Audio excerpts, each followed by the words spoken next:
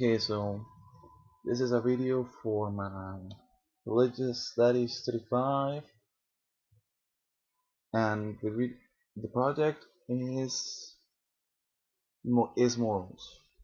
Now the first question that I'm gonna answer, well, I'm just following this sheet right here, is explain what you know about the theme of morals. And what I know about morals is that morals are the fabric that hold society together.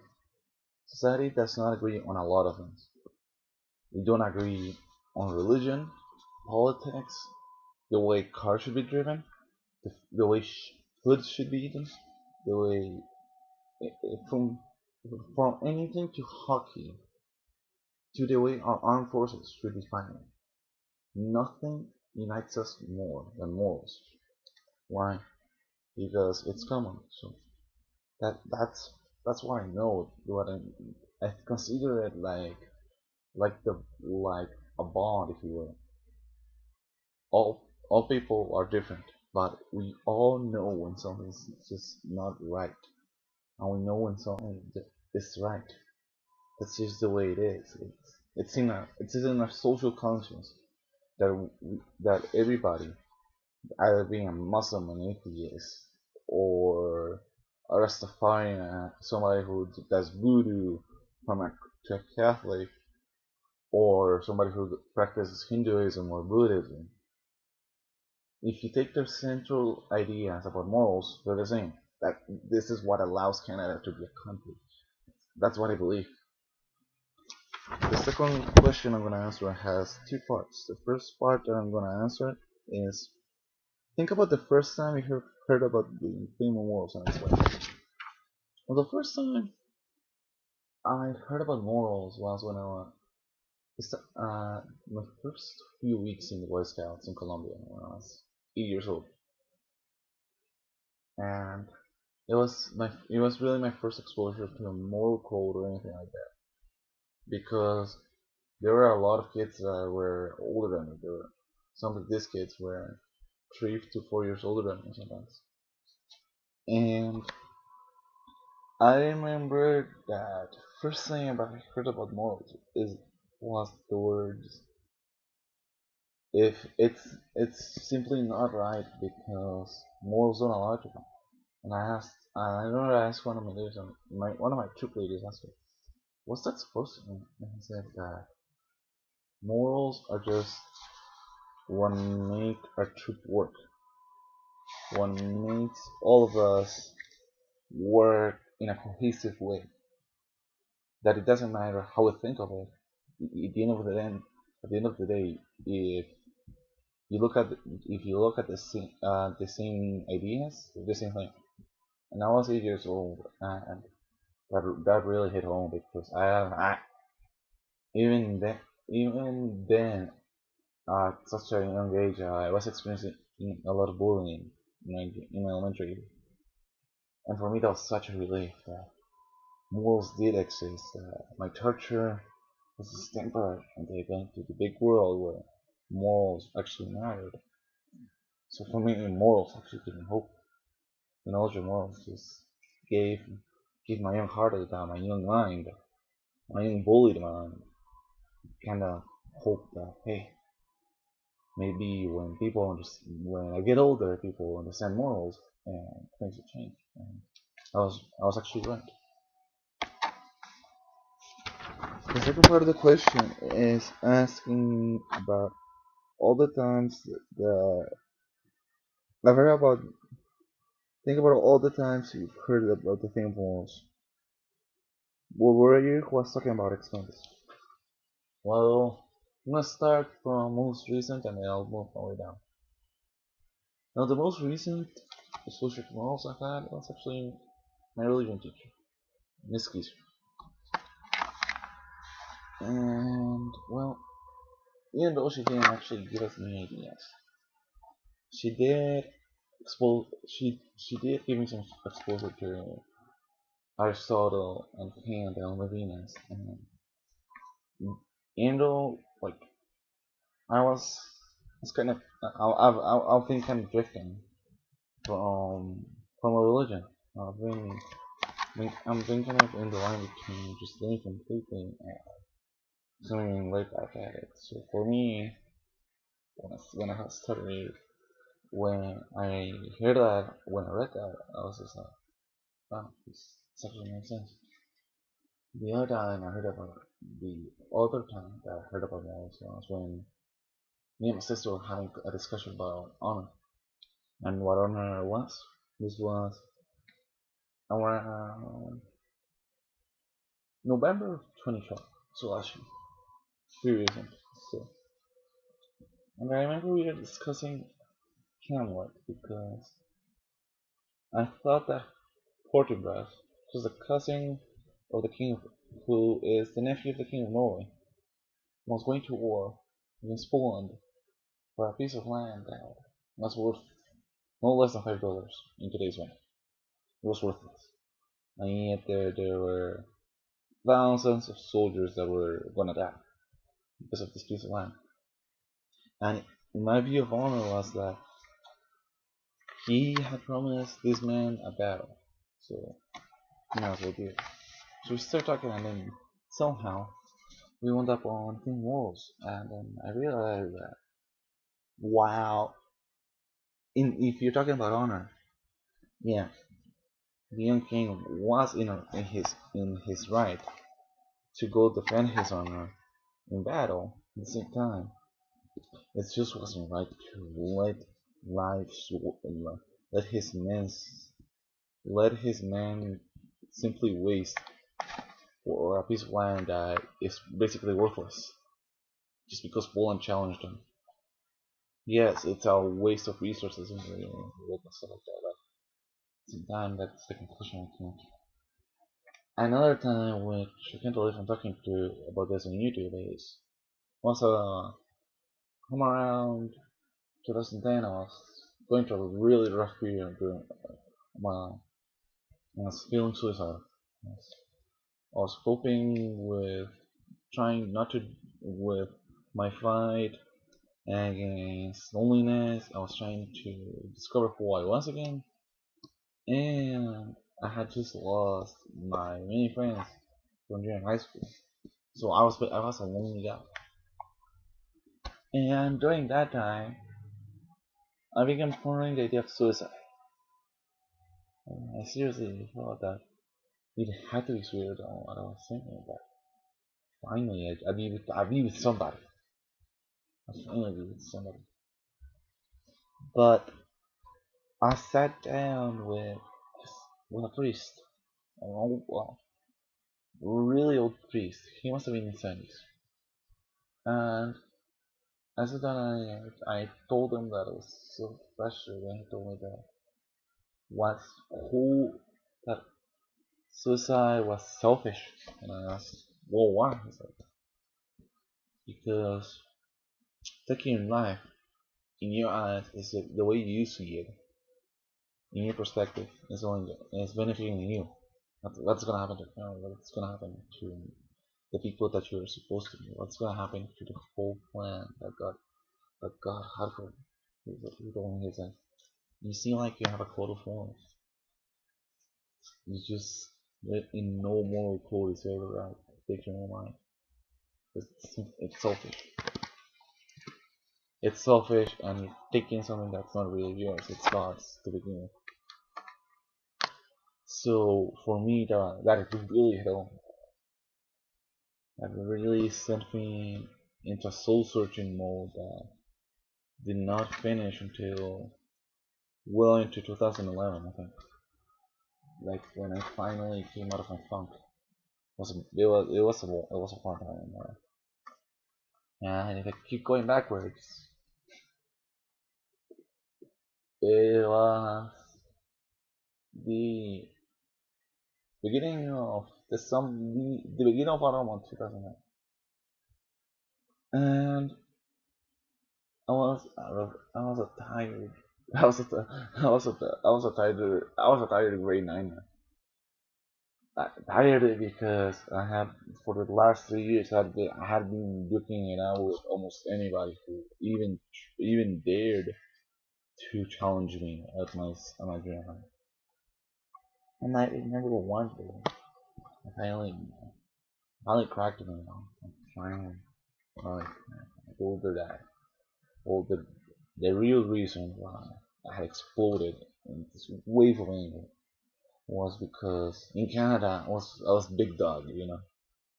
I'm taller than I'm taller. I'm a very tall guy. I'm 6 feet tall. I have really good reach, and I was born in Colombia. If if you know something about Colombia is that it's not very friendly country. You have to be tough because I wore glasses. I was different. I was different from the kids. So for me, I got bullied a lot just because I wore glasses. Once I came here, wearing contact lenses and stuff like that, it's like I got a do-over, and I began fighting every single day. Like it would come to a point where it's like not even I would face me. Like I'm not. If somebody would dared pull something on me, I would just fight my way somehow. Fight fight harder and fight harder and simply more brutal because that's just the way my brain was rationalized, and I broke down. And I remember she telling me that just because I had suffered so many times within so many years, talking since 2000, from 2002 to 2007, so many years I've been through, so many years I've been tortured, that I could finally find that maybe it was time to start to realize to realize that or my that to let my morals realize that hey that hey I can actually that hey revenge is wrong. Start talking about this. Start talking about how a religion hating revenge and my search for forgiveness actually began. But that was something very good. Anything as far back as I can remember that would actually be relevant would be 2007. Yeah. And well, the scouts are divided in three levels. I cannot name it for that in English, but if you will, you have like your you have like your pack. Pack is from 7 years old until 12 years old. Then troops are from 12 years old until 17 years old.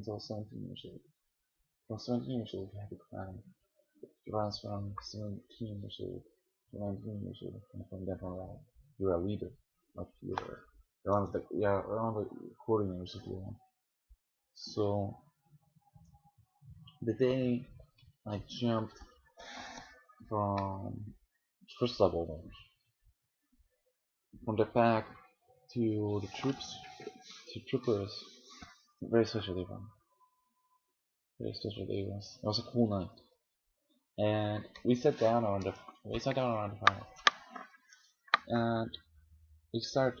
I had just made my jump, the great jump as you call it, and well, we were sitting and the leaders they were teaching us about Saint George, his scout speech, teaching us Saint George because he was a word, and start talking.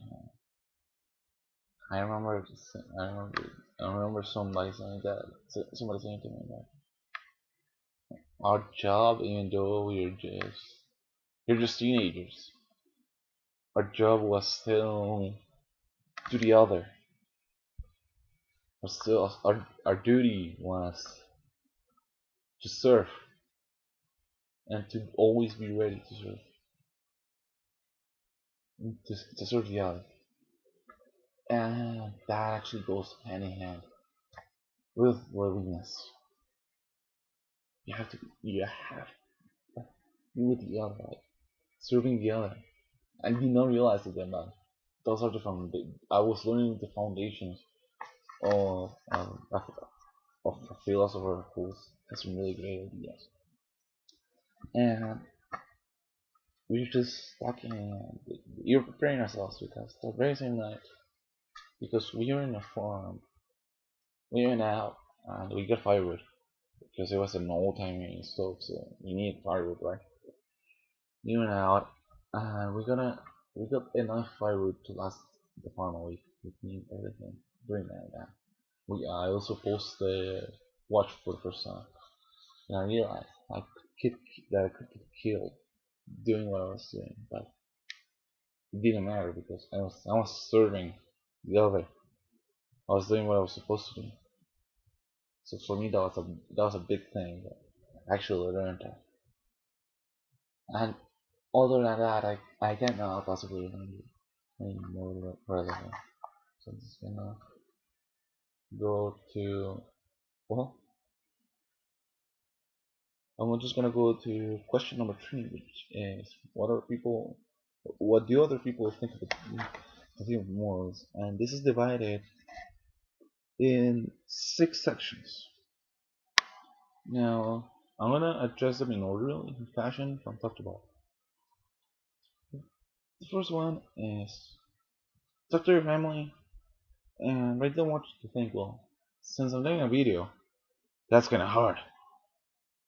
So, what I'm gonna actually talk to them today, actually. And with the very same words, I'm just gonna have to. Actually, I'm just gonna get my microphone. If you don't mind, the blank space right now.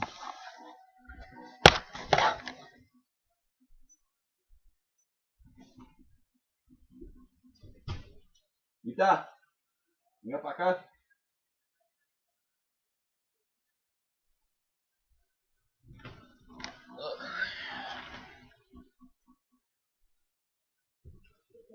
Venga para acá.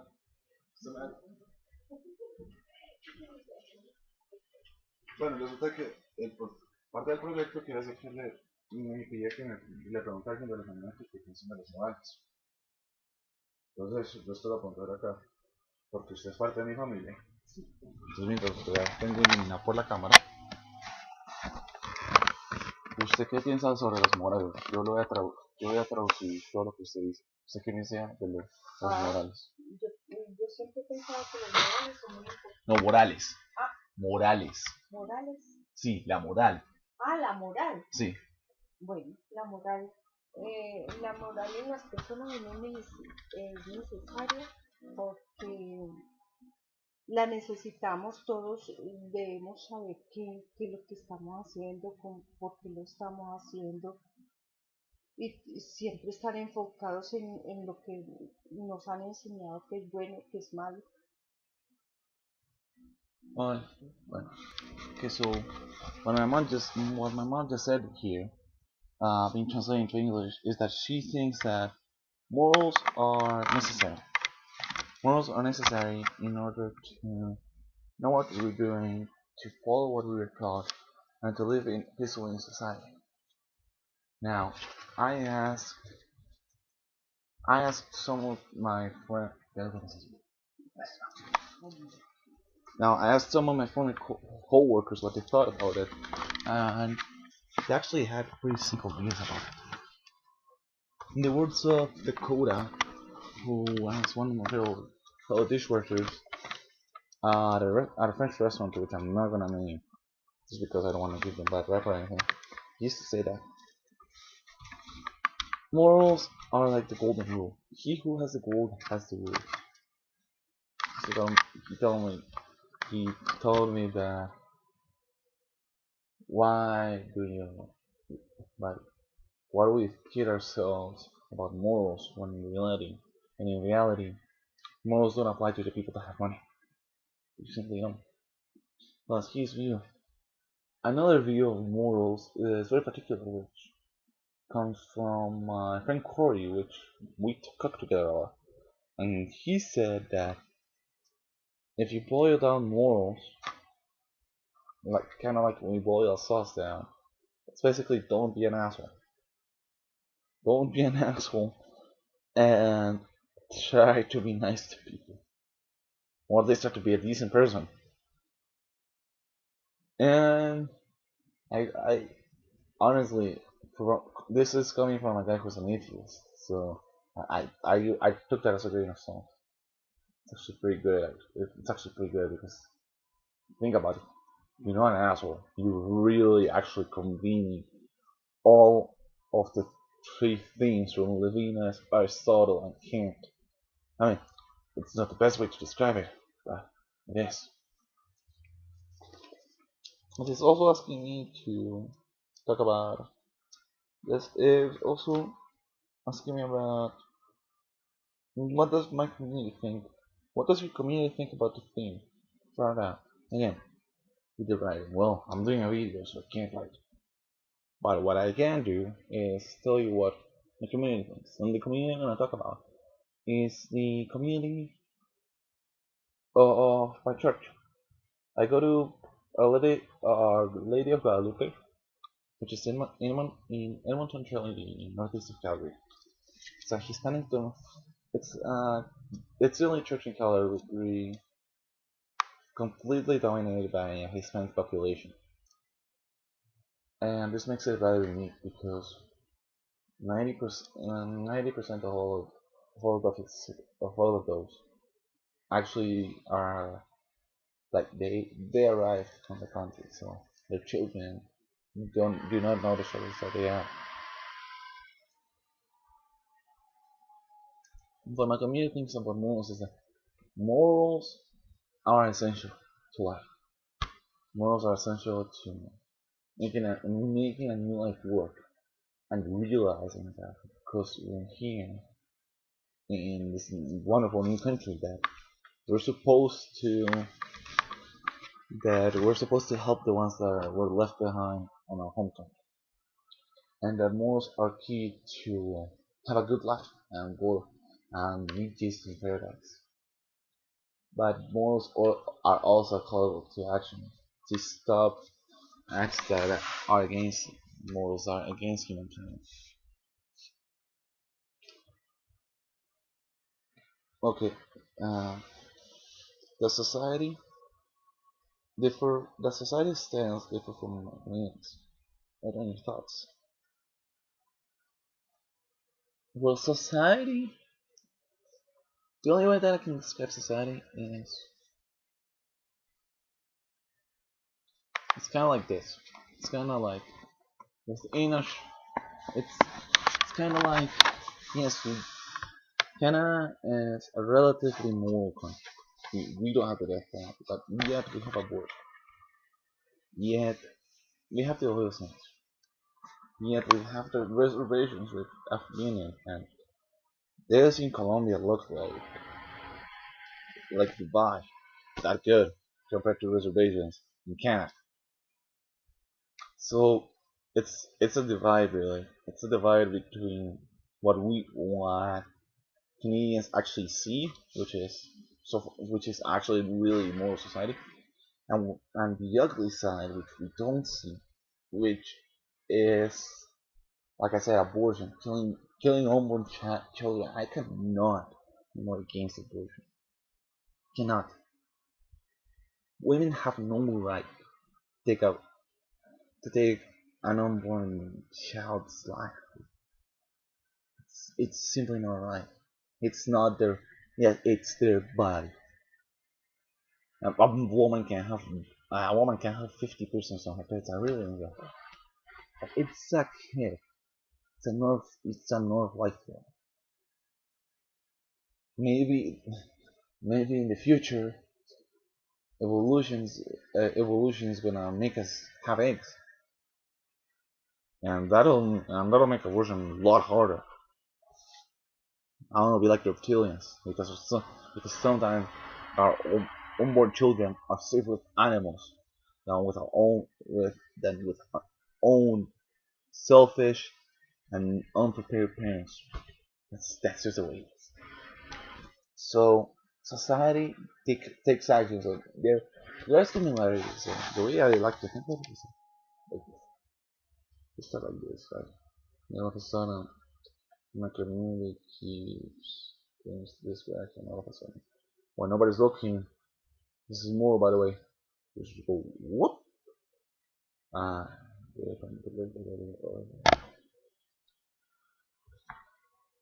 how does the media uh, how does the media portray things on morals? Well, thing is that the media is at the focus on people. It's at the focus on the celebrities and or it focuses on them. Very rarely do we get good stuff. Very rarely do the source of the developing world get told. It is very rare that it happens. Society portrays a theme in Canada of a society becoming accepted. But at the same time, it's kind of disgusting how how hung up the media gets on little events. I'll give you an example. Mm. Oh, here's a good one. Tiger Woods and his scandal. He was on the news for 6 months. You know how many people died from hunger in the third world in those 6 months after his scandal? 6 million. So in perspective, it's like if I took a nuclear weapon and I annihilated a fifth of the Canadian population. Just like that. 6 months. That should have been for news. That's what happened. Tiger cheated on his wife with a whore. So what the freaking do? Let the children die. Tiger cheated on his wife. That's what I think of it.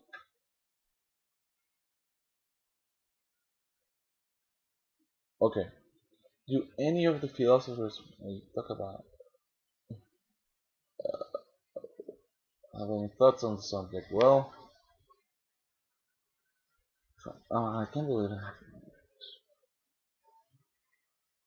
Aristotle is Aristotle when it comes down to morals, he sees it that humans only find true happiness within community.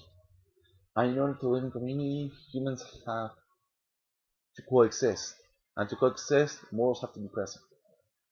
In Clavinus, he believes that the good of God is in every single person. So therefore, morals is every single person in the world is capable of morals. Kant, on the other hand, sees morals as more of a duty. Anything I do is my duty to the other. That's just the way it is. If I flip the side, which, well, I'm almost done. Look up the Catholicism of the Catholic Church. So, what I'm gonna do is that this is gonna be the video for this side of the project right here, and then the other side is gonna have its own video. And I'm out for now. Hello, this is Andres for part 2 of my religion project. Now, as I discussed on my earlier video, I was gonna take this sheet and I was gonna separate it. So this side right here was covered on my first video.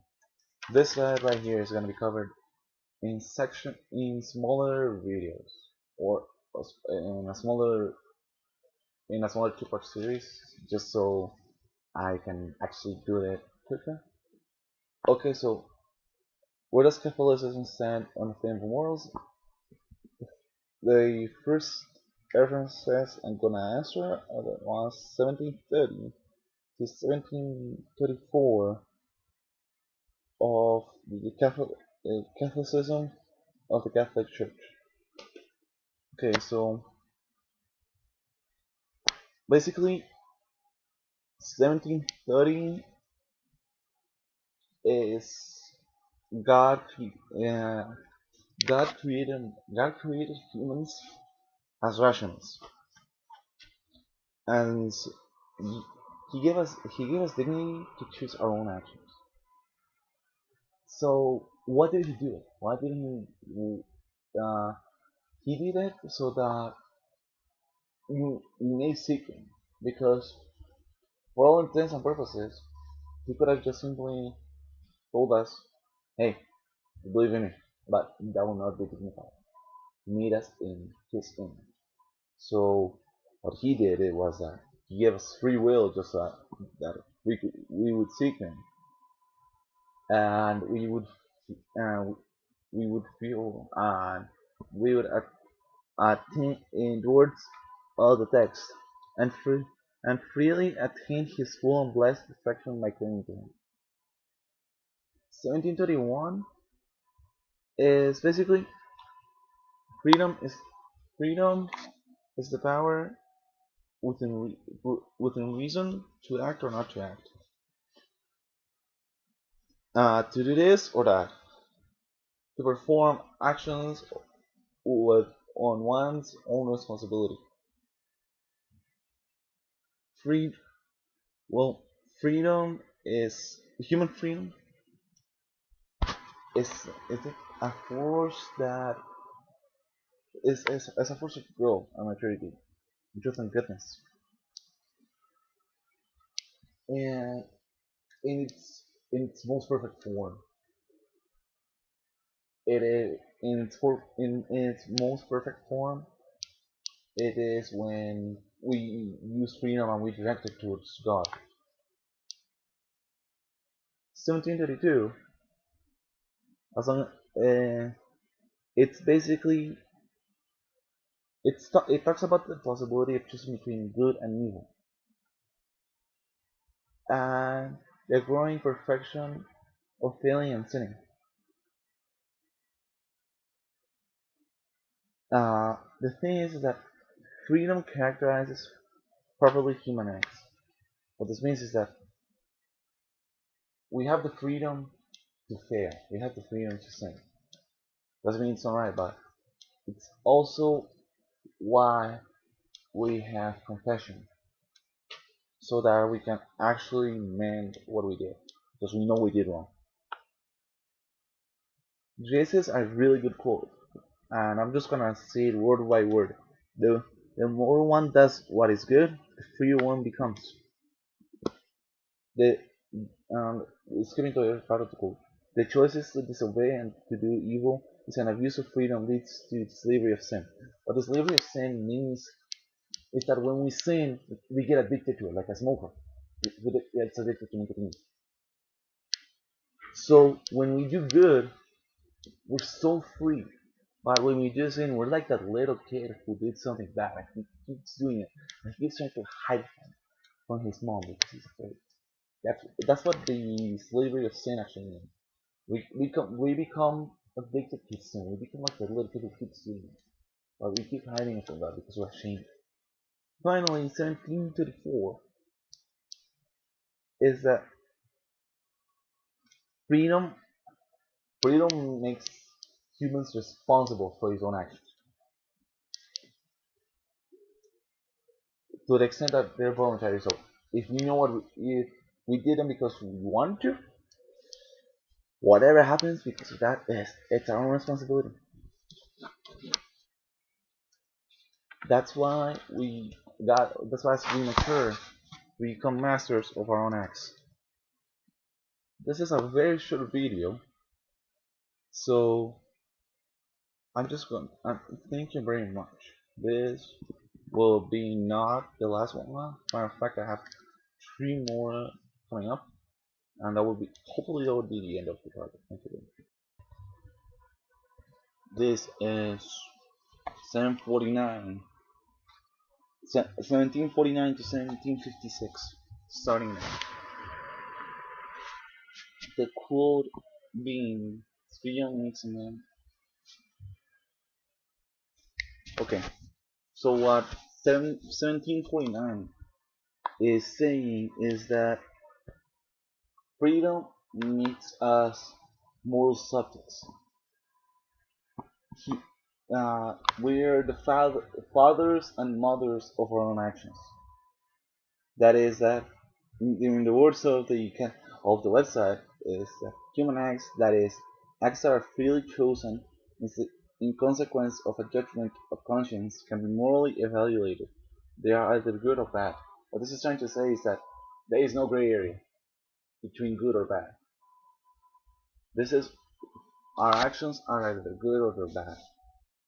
We're their father, which means is that their father. Oh, let's just the second one. Oh, never mind. Okay, my own words. Okay, 1750 is actually I don't know how to sum it. Okay, the morality of human action depends on the object chosen, the the desired outcome, and the circumstances of the action when we're taking it.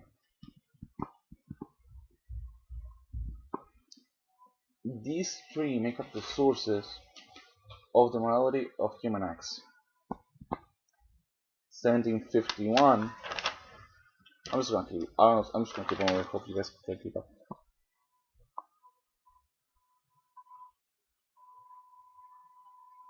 Okay.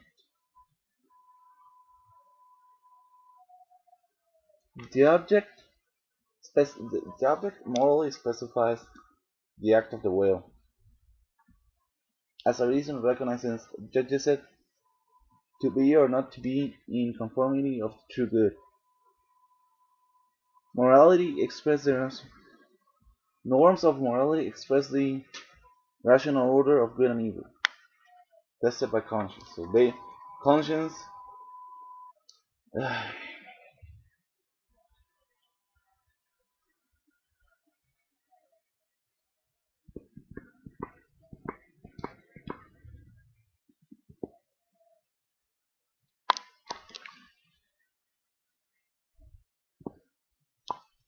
The intention is I'm moving to toward the end.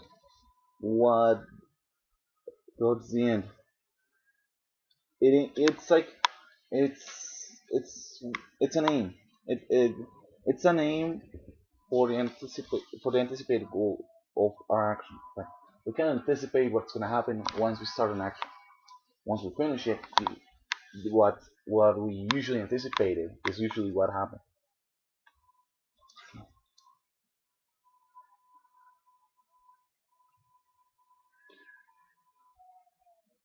Okay, so this is 1753 is actually a very important one. This is that just because you have good intentions doesn't mean that that doesn't mean that lying is good. That doesn't mean doesn't mean that that doesn't mean that just doesn't mean that just because oh, like our just because our behaviors and intentions are separate things. A good intention for a bad action is still bad action. It's still evil. What we're doing. It's very clear.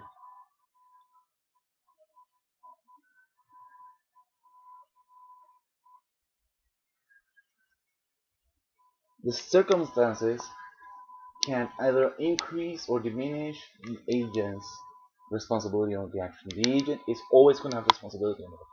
Always. However, it can be increased or diminished. It's circumstantial.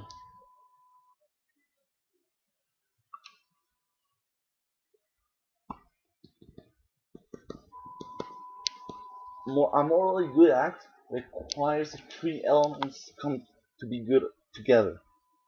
Everything has to be together. However, however, if this is if evil corrupts the action, it is not morally good. It has to be fully good. Finally, 1756. It actually, this is, I'm just gonna say it word for word because this is actually a very good quote. It is therefore an error to judge the morality of human acts by considering only the intention that inspires them or the circumstances which supply the context. Which means that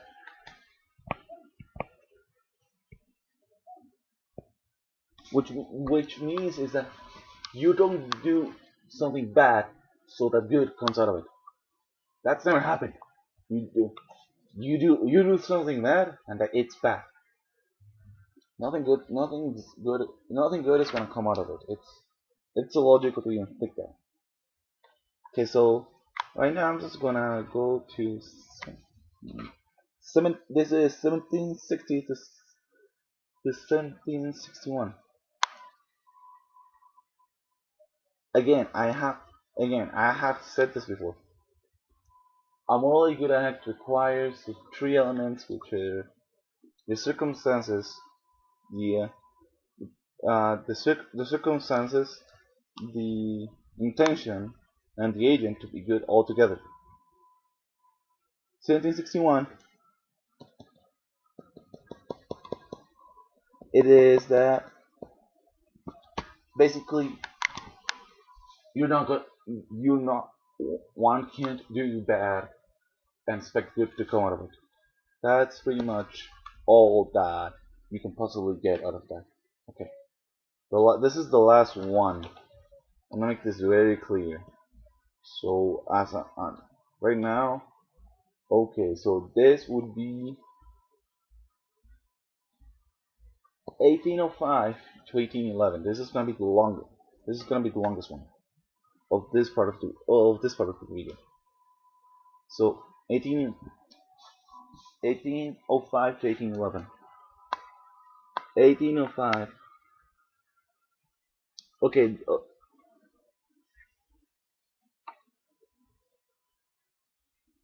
the four virtues, which are prudence, justice, fortitude, and temperance, are praised under other names and main impact in they these okay these virtues they play a pivotal role and are called the cardinal. And all the others are they're just around. These are again justice, prudence, fortitude, and temperance. Six. Athena 6 is basically describes prudence. I'm actually just gonna read word by word this first sentence so we can have a clear idea. Prudence is the virtue that disposes practical reason to discern our true good in every circumstance uh, and to choose the right means of achievement. The prudent man looks where he is going. What this is basically saying is that prudence is kind of like we call common is what we call common sense. For example, don't drink and drive. That's not being scared. That's just being prudent. Yes, there are still many dangers outside, but you're not being timid by taking a taxi even though you have a license and alcohol. What you're being is that you're using common sense and you're being being prudent as the church calls it, and you're going sober. Why? Because you might kill yourself. It's like a famous quote of a prudence is the prudent man looks where he's going because he might trip if he doesn't. It's as simple. It's as simple as that.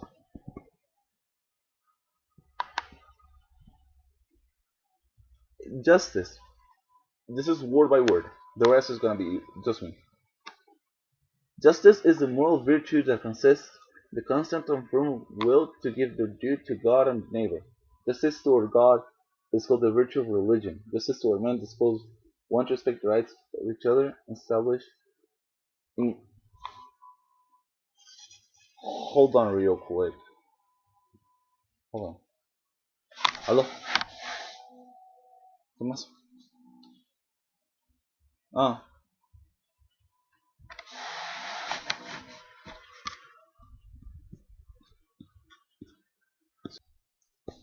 Sorry about the interruption. This is me picking up where I left off.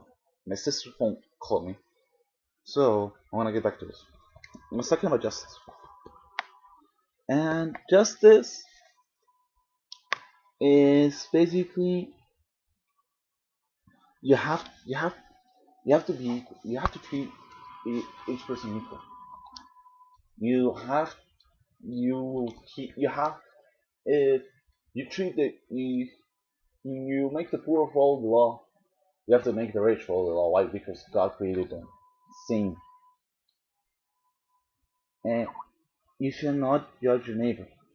Like you you shall not be poor. This is a really good quote. You shall not be partial to the poor or defer to the great. But in righteousness you judge your neighbor. By righteousness shall you judge your neighbor. What that means is that we're we're we're a brother's keeper. So we gotta treat each other with justice. We gotta make sure that our sense of justice is what rules us. It doesn't matter it doesn't matter if I'm Bill Gates or if I'm a homeless man.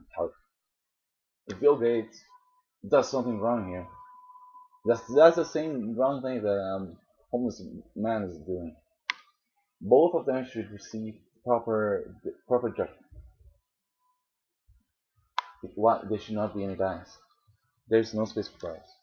Okay, 42. In the words of the website, fortitude is the moral virtue that ensures firmness in difficulties and constancy in the pursuit of the good.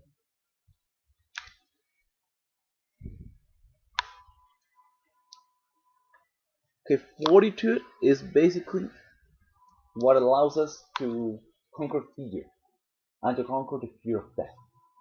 This is very important because fear is everywhere in our world. If you like, if society, one example that I can give that it's actually very true is that it is better to die for a just cause or to live alone just because you defend a just cause, like the fight against abortion, like being with the crowd and realizing, oh, I just gave in.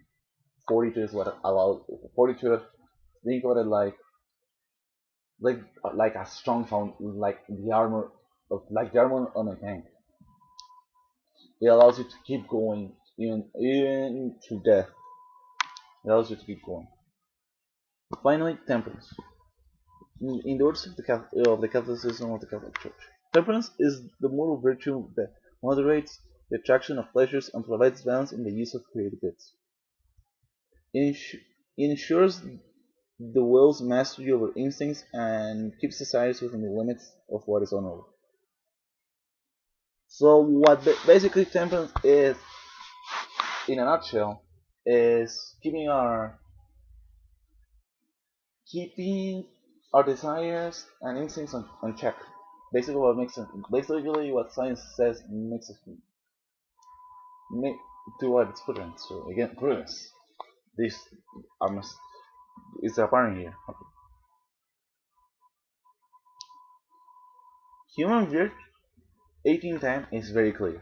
What this is that human virtues are acquired by education, by deliberate acts, and by praying. We are not born with the virtues. There are many people who don't have them, and there are many people who do. We have with once we, with God's help, they forged character and gave facility to a good life. 1811 clearly says that something that bothers all of us Catholics, which is that man is wounded by sin. Sin is everywhere. It wounds us. It is very hard to maintain a moral balance. However, Jesus gave us the Jesus gave us confession. Confession is a great way of healing the wound of sin and keeping our balance, our morals as balanced as we possibly can.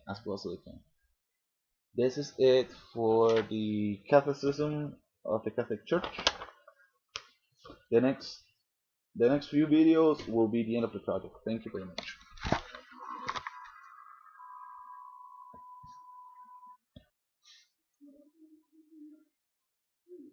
Okay, so I actually found 34 scriptures. 34 places where morals are mentioned in this Holy Scripture. I'm going to read them one by one, and I'm also going to record my findings in my bibliography. So please feel welcome to read them on the Bible. Thank you very much. And I'm going to start reading. Okay, so the first instance where we get morals is from the first book of it's from the first Corinthians 1, chapter 15, verse 33. Do not be deceived. Bad company ruins good morals. Second one is the second letter to Timothy, and this is chapter 2, verse 15.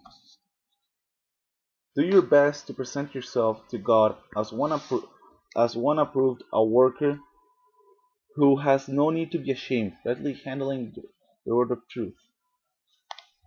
Actually, I'm just gonna read the passages. Second letter to Timothy, chapter 3, verse 16. Proverbs, chapter 22, verse 6.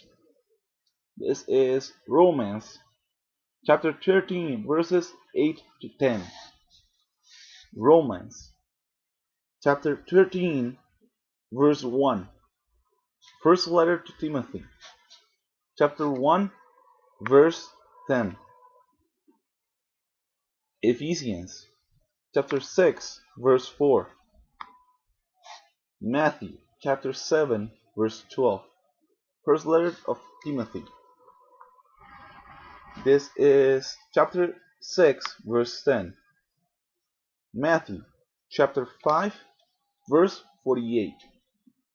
Revelations, chapter 21, verse 8. First letter to the Corinthians. This is chapter 6, verse 9. First letter to the Corinthians. This is chapter 2, verse 13. This is James. This is chapter 1, verses 22 to 25. Proverbs chapter 6, verses 23 to 25. This is Genesis chapter 19, verse 1 to 38. First letter to the Corinthians. This is chapter 6, verses 9 to 11. 9 and 11, basically. 9 and 11. Okay. 9 to 11. This is John chapter 14, verses 16 and 17. Matthew chapter 24, verse 35. Ezekiel chapter 16, verses 46 and 50. 49 and 50. This is Proverbs chapter 23, verses 29 to 35. This is Proverbs chapter 20 to chapter 20 to verse 1. Almost done, guys. Okay. Okay, Gala- Galatians chapter 5 verses 1 to 26. John chapter 10 verse 35. Luke chapter 10 verses 10 to 30, verses 10 to 13. Matthew chapter 16 verses 15 to 17. Second book of Kings chapter 23 verse 7. Leviticus chapter uh, chapter 20 verses 10 to 16. First letter of to Timothy. This is chapter 5 verse 23. Finally, first book of Kings chapter 14 verses 24. Leviticus chapter 18 verses 19 to 23. Genesis chapter 1 verse 27. Finally, Deuteronomy chapter 23 verse 17. And that's it for now.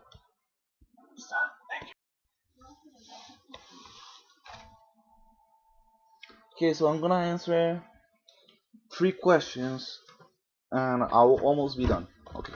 So the first question is, what does church tradition teach us about the theme of morals? Well, in a nutshell, I'm actually just gonna quote a website. And this is, morality is a call to recognize our dignity as men and women who have received a free gift of new life in Christ. We must live accordingly. Morality is about freedom and using that freedom to connect to God and using that freedom to live a morally balanced life. Really, this is what the Catholic Church teaches. Okay, now I'm gonna move into the heavy stuff, which is research examples of where the Church has offended the theme of morals. Well, there is one. This is not actually the theme of morals. It's actually more like in a more direct way. The Catholic Church, the Catholic Church in Colombia has essentially stopped the legalization of abortion through acts of defiance. 80, when 80% of the population is Catholic, that's powerful. So what the church did was that they began sending letters to congressmen and senators. They began organizing protests. And essentially, this small movement, I'm talking about maybe 10% of the total women in Colombia who wanted abortion to be passed, failed. Why is this defending morals? Because morality dictates that we are keepers of life. We as Catholics are keepers of life, and the Church essentially saved up millions of lives just by doing it.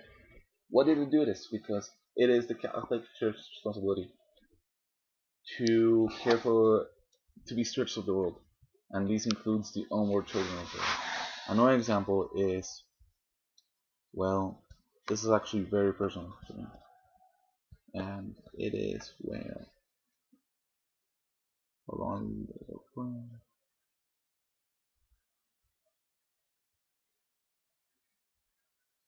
so the Catholic Church in Colombia plays a very active role,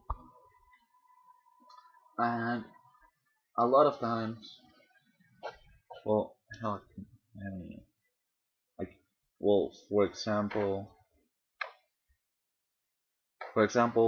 during during during 2000, during the massacres and massive hostage takings of the 1990s, the Catholic Church were, was the only entity in Colombia that was still powerful enough to negotiate the liberation of the prisoners of war, of the civilians. Why did they do this? Because these people being treated like animals. it is morally incorrect, it is morally right to give people freedom. If you're caged and you're innocent, the church will take you out. That's a very powerful message. That's what I think they did. What does the theme of morals do for us in relationship with Christ? The theme of morals and strengthens our relationship with Christ. Why? Because if we live a morally correct life, we live a life according to the teachings of Christ, of loving our brother, of being our brother's keeper, of loving one another just as He loved us. Essentially, morals are kind of like the code that if we wish to follow, we will be able to have a relationship with God, with Christ. Very important. Okay. Connect this picture to life.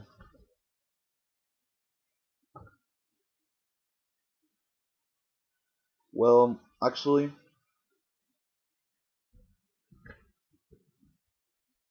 my first idea of morals has changed quite a bit.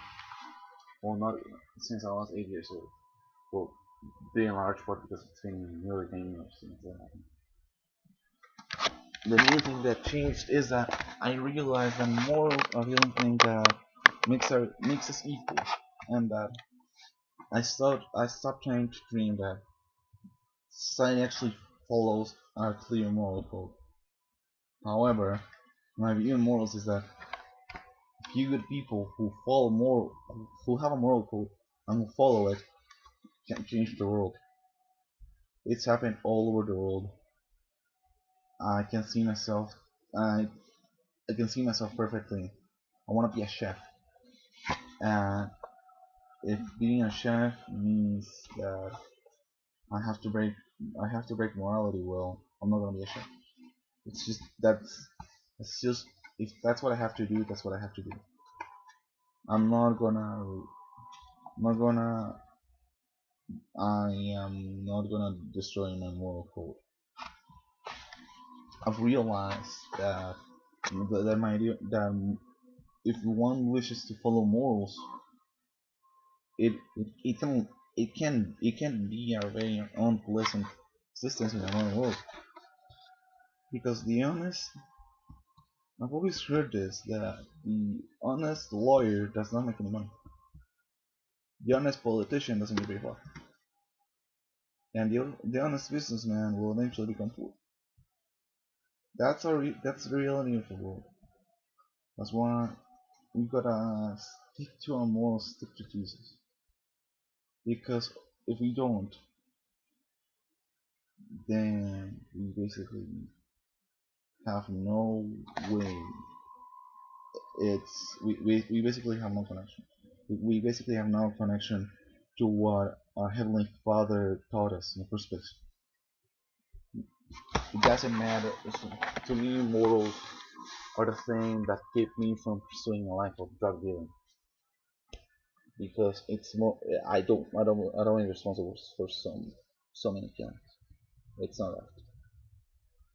So that concludes my project. I know it is very very long. I'm extremely sorry. I hope Minsky sees this, and I'll see you, and hopefully I get a good mark. God, God bless you, and if you're of another faith and you manage to watch the end of this, I just gotta say is, whoever you got is, I actually don't care. Why? Because we're all human, we're all the same race. Think about it. In the summer, I turn black. We're all human. It's that we have to stop acting like one. Stop, stop with the petty differences. This is my call for for the people of for the people who are gonna watch this to realize that we're human, and we're just there's no black or white, there's no we're just human. Thank you very much. This is me, Sonia. Bye.